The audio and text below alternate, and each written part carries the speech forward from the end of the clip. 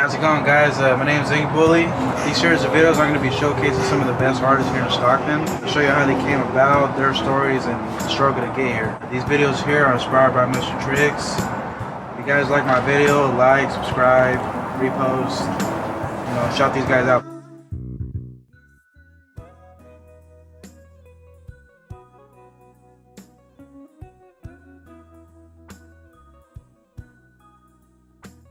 Jerome from Stockton, California.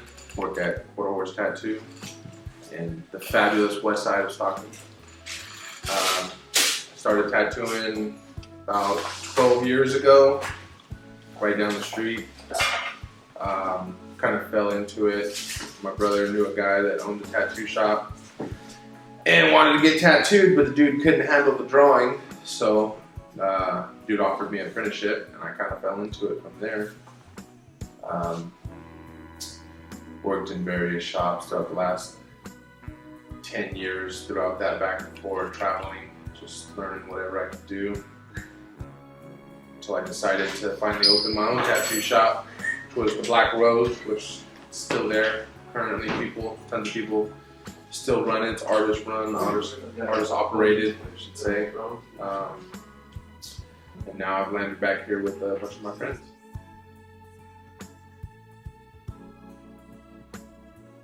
Sweet ass tatties.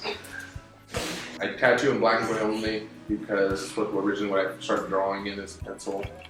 And I don't feel the need to tattoo in color, because if I'm going to specialize in something, there's no reason for me to do something outside of that, i.e. doing color work and whatnot like that. So I just choose to tattoo in black and gray.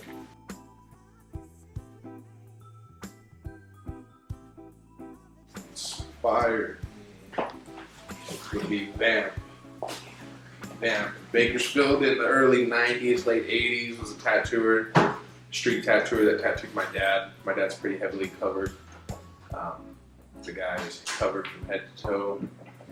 Coolest shit you could ever see on somebody.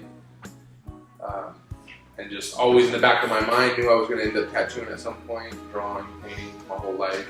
That was probably my number one and first inspiration for tattooing. To seeing that, being 6 years old and watching my dad get tattooed in my house by this guy, on the streets, homemade gun, and even to see the work nowadays that my dad still has on, will still blow people away that are, they're trying to be on top of their game now. This works, street gun stuff is done almost 30 years ago.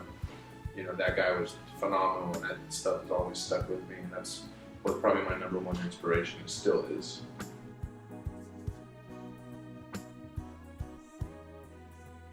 I ended up in a wheelchair because I was trying to make it to a tattoo appointment. I was leaving the Black Rose in downtown Stockton. Left the shop, tried to make it for a client here at the Quarter Horse, ended up getting hit by a truck, landed me in the hospital for a month in a wheelchair. It's made my life a living hell, but not that big of an issue, I guess you could say. Once the pain went away and I could get my ass back into work, it was just like another obstacle. It doesn't make me, obviously puts life in perspective for me. I have to do things in life to make sure I can move on and my family moves forward, but just a bump in the road, I just had to deal with it. It's made tattooing a little bit difficult for me, but as my body gets well and stuff, it hasn't really affected my work. Being in a hospital obviously cuts down your drive to want to be in here, but other than that, it hasn't really affected my life too much.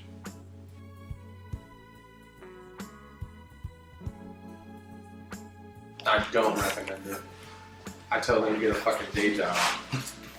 There's no need for no more tattooers in me. Let the old ones die, let the middle-aged one get old and realize they shouldn't be doing this shit. It's too much of a Hot Topic brand t-shirt, wearing bullshit, and people that are getting into it for not the right reasons. They don't have the real desire and drive for artwork. They just like the glitz and glamour, and everybody wants to be on TV. I don't want to be on TV. Most of the time, I don't even want to be in this fucking interview. But I'm doing it anyways, Somebody's got to say it. Somebody's got to be the most hated guy in tattooing, and that's me.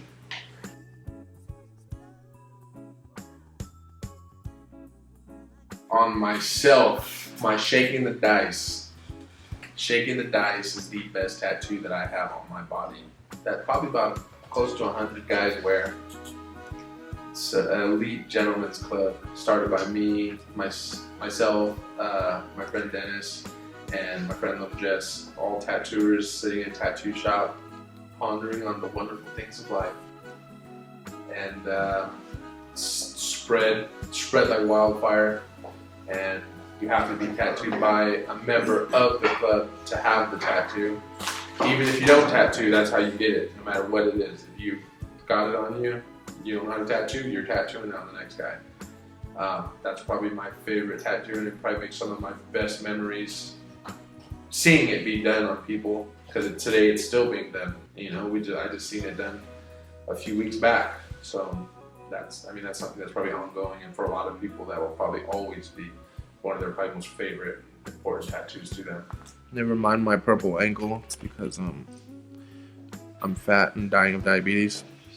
No, it's because I do physical therapy. I don't work out.